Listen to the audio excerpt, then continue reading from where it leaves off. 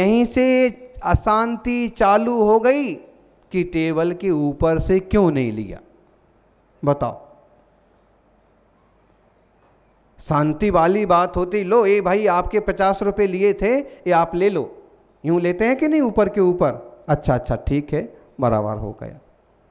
अब टेबल के नीचे आ रहा है, इससे ही अशांति हो रही है। तो अज्ञान भाव कहता है कि धन आने से सुख आ गया, और ज्ञानी समझता है कि धन से सुख नहीं होता है, सुख तो अपने स्वभाव की समझ से होता है।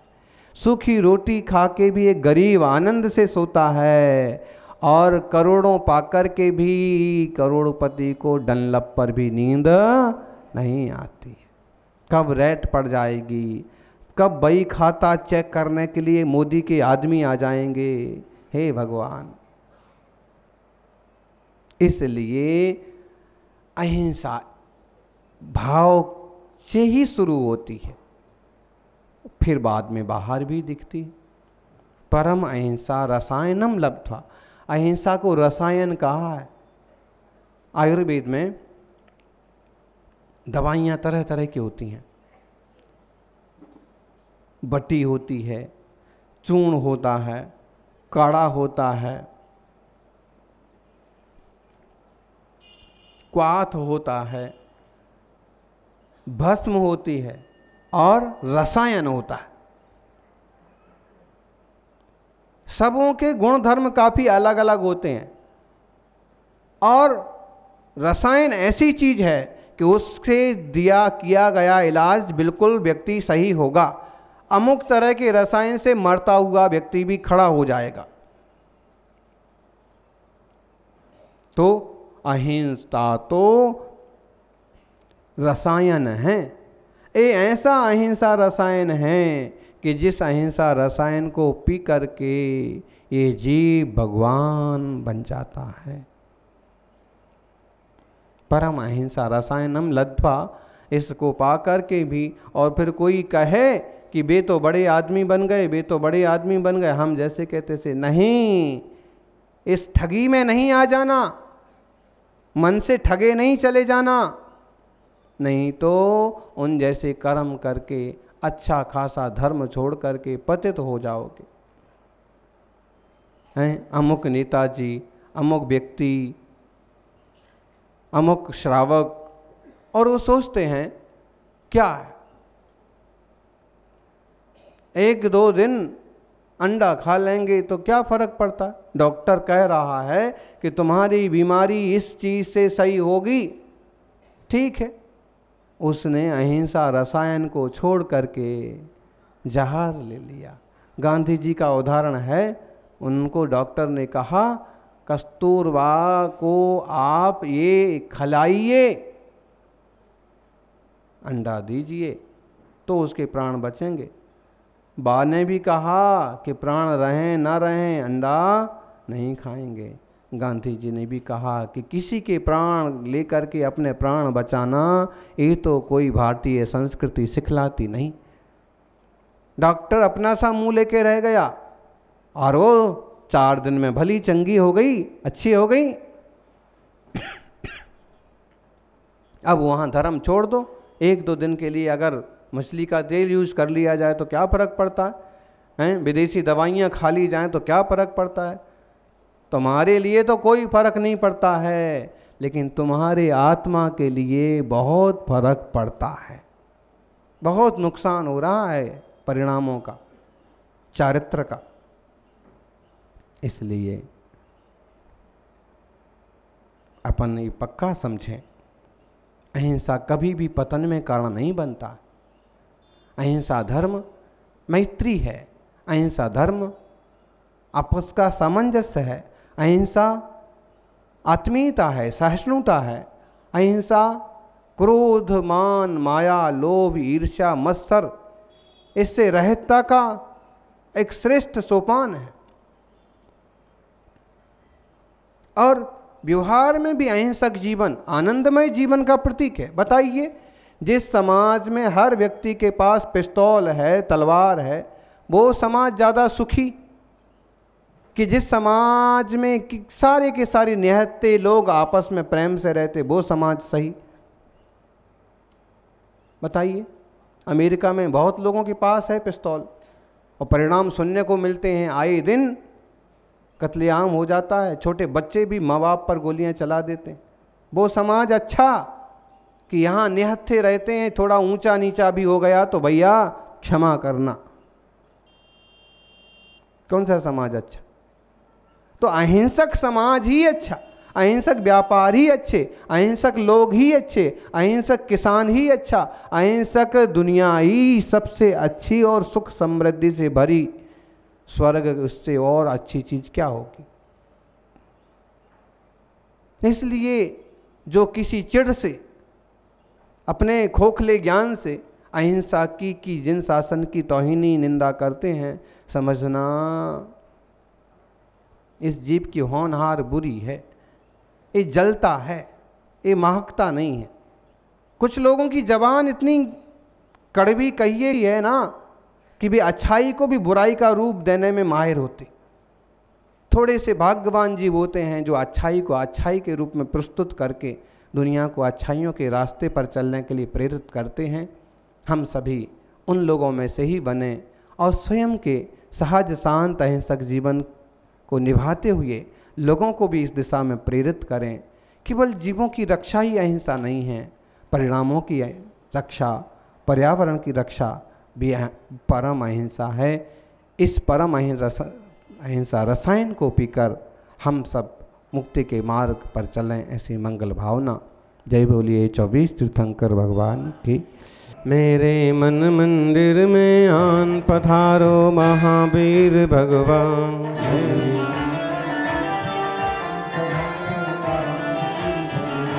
मेरे मन मंदिर में आन पधारो महावीर भगवान।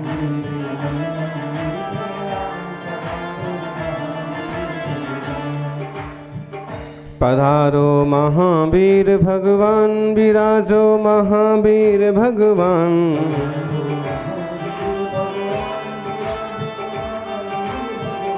पधारो महावीर भगवान, विराजो महावीर भगवान।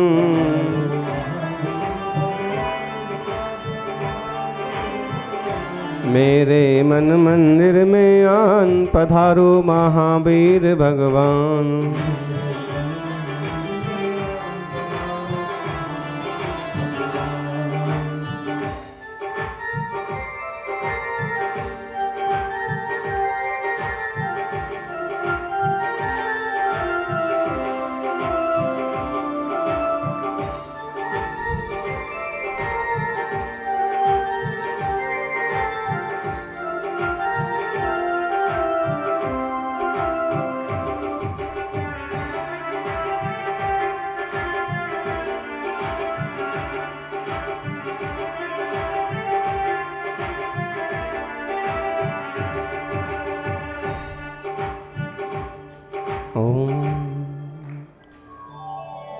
आदिम तीर्थेश्वर आदि विधाता देवादिदेव आदिनाथ भगवान की, वर्तमान जिस शासन नायक वर्धमान महावीर भगवान की, आचार्य श्री आदि सागर जी महाराज की, आचार्य श्री शांति सागर जी महाराज की, आचार्य श्री महावीर कीर्ति जी महाराज की, आचार्य श्री विमल सागर जी महाराज की, तपस्वी सम्राट गुरुदेव आचार्य श्री सन्मति सागर जी।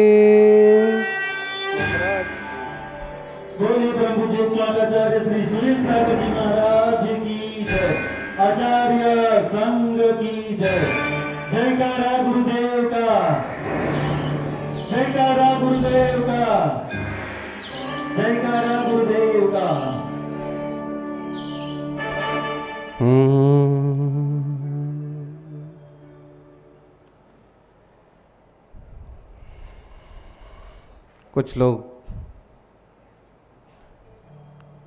कुछ लोग जन्म लेते हैं पेट भरने के लिए, कुछ लोग जन्म लेते हैं पेट भरने के लिए, कुछ लोग जन्म लेते हैं पेटी भरने के लिए, कुछ लोग जन्म लेते हैं कुछ करने के लिए, और महावीर स्वामी शांति सागर जैसे लोग जन्म लेते हैं भव से तरने के लिए।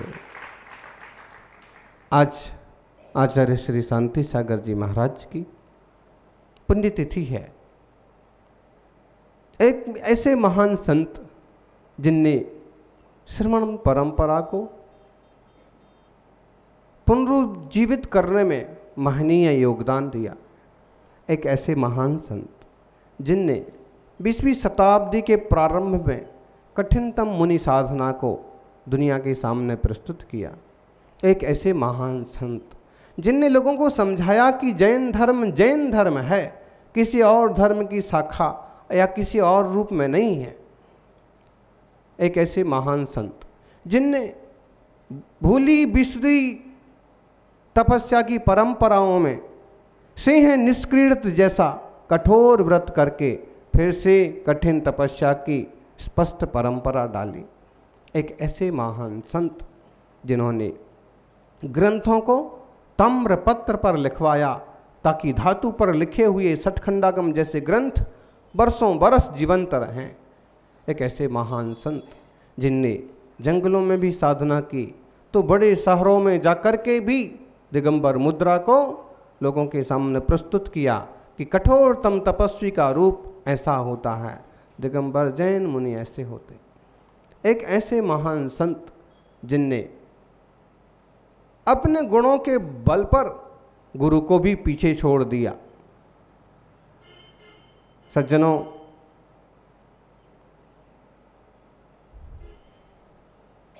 महानताओं में महानता सबसे बड़ी यह कि जीवन में चारित्र की साधना करते हुए उन्होंने अंततः भाद्रपद शुक्ला दूज को 36 उपवास की कठोरतम साधना के बाद उत्तम समाधि मरण कुंथलगिरि से भगवान जिनेश्वर के चरणों में प्राप्त किया। संथारा संलेखना बहुत प्राचीन परंपरा है। भगवान महावीर स्वामी के पहले भी इस तरह की यह पद्धति चलती थी कि जब शरीर छूटने लगा, शरीर कमजोर पड़ गया, शरीर बीमार पड़ गया, कोई बड़ा एक्सीडेंट हो गया, कोई बड़ी बीमारी आ पड़ी, जिस बीमारी से हम निपट नहीं सकते हैं, जिन परिस्थितियों से हम बच नहीं सकते हैं, तो सीधा श्रेष्ठतम उपाय संलेखना, समाधि पूर्वक देह का त्याग। कारण शरीर कभी ना कभी तो जाने वाला है, शरीर पर है, माटी का है, माटी में मिल जाना है, लेकिन इसका जो मोह मैंने पाल रखा है, इसको तो केवल भेद विज्ञान के बल पर ही छोड़ा जा सकता है। इसलिए जैसे ही छूटने लायक दशा में पहुंचा कि फिर भोजन पानी का त्याग करके तपस्या करते हुए कसायों को, वासनाओं को छोड़ करके देह का विसर्जन करना, संलेखना, समाधि, संथारा। 2000 साल पहले आचार्य कुंद स्वामी ने लिखा, शिवार्य ने लिखा, एगम पंडिय मरणम खियदि जादि शयाणी मरणानी तम मरणम मर्युदब्बम जैन मदम सुमदम होती। एक पंडित मरण, एक विधि पूर्वक मरण, एक शांति से मरण, एक समता पूर्वक मरण करने से इस जीव को बार बार जन्म मरण के चक्कर में नहीं पड़ना पड़ता है, पार हो जाता है। इसलिए हे जीवो, एक बार शांति से सर्व संग के त्याग पूर्वक विधि पूर्वक मरण करो। हॉस्पिटल में, कसाय में चिल्लाते चीखते मरना है। आप कहोगे कि अगर हम 50 साल में ही बुरी तरह बीमार पड़ गए तो हमें दुख होगा मरने का। मनाना है दुख तो मनाते रहो, नहीं तो 10 साल में भी मरते हैं, 20 साल में भी मरते हैं। मरने की तो कोई तिथि निश्चित किसी की है नहीं। हमारा तो इतना कम से कम सुअवसर मिल गया कि 50 साल, 60 साल, 70 साल, 80 साल हमें अच्छा योग मिल गया, गुरुजन मिल गए, प्रभु मिल गए, जीवन का सारांश मिल गया। इसलिए आकुलता व्याकुलता ना करना।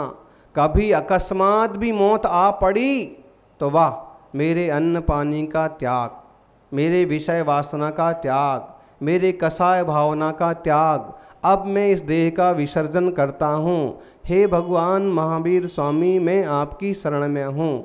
मेरे कर्मों का नाश हो, मेरे दुखों का नाश हो, मेरे पापों का क्षय हो, और फिर से जीवन मिले तो आपकी ही शरण मिले और भव से पार हो जाऊं।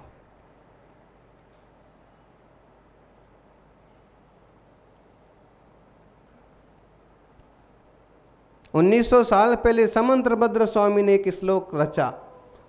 पूरा ग्रंथ है रत्नकर्ण श्रावकाचार, लेकिन उसका 122 नंबर का श्लोक।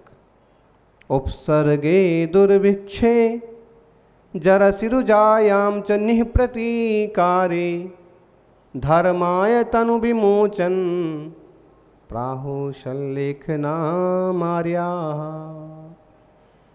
क्या उपसर्ग आ पड़ा, देख रहे हैं कि अब प्राण बचने वाले नहीं हैं। भयंकर कालिया नाग ने डस लिया है, शेर ने पकड़ लिया है, गाड़ी से कुचल गए हैं। पूरा लग रहा है कि प्राण छूट जाएंगे, माटी पड़ी रह जाएगी। उपसर्ग आ गया, दुर्भिक्ष पड़ गया। कभी कभी होता है कि पानी नहीं बरसता है, बहुत ज़्यादा पानी बरस जाता है, दुर्भिक्ष पड़ जाता है, खाने को नहीं मिलता है। जब देख रहे कि अब भोजन पानी का ही प्रबंध नहीं है, दुर्भिक्ष है, तो भी सल्लेखना ले लेते हैं। जरा सी बुढ़ापा आ गया, खूब बूढ़े हो गए, चला नहीं जाता, खड़े नहीं हुआ जाता, आँख से दिखता नहीं, कान से सुनता नहीं। भाई अब ऐसे इस माटी के घर को जोतने की बजाय इसका त्याग कर देना भला। जो छोटे मोटे व्रत संकल्प हैं, कम से कम वो तो सुरक्षित रहेंगे। बहुत लालसा बढ़ गई, बच्चों ने हॉस्पिटल में पटक दिया, तो क्या मतलब। जरा सी बुढ़ापा आ जाए तो अभी सल्लेखना समाधि की तैयार। रोजायाम च खतरनाक बीमारी आ पड़ी, डॉक्टर ने कह दिया कि बस अब 2 दिन के मेहमान हो, 4 महीने के मेहमान हो, 6 महीने के मेहमान हो। मालूम पड़ गया तो अब तो बिल्कुल लापरवाही करने की ज़रूरत नहीं है। मुंबई में थे, एक दादाजी को बता दिया कि भाई बस सब लेके जाओ, इनको ऐसे ऐसे दो, ऐसे ऐसे करो, और इनका ज़्यादा समय नहीं है। गुरु महाराज ने उनको कहा भी कि जब पता पड़ गया है तो देह का मोह छोड़ो।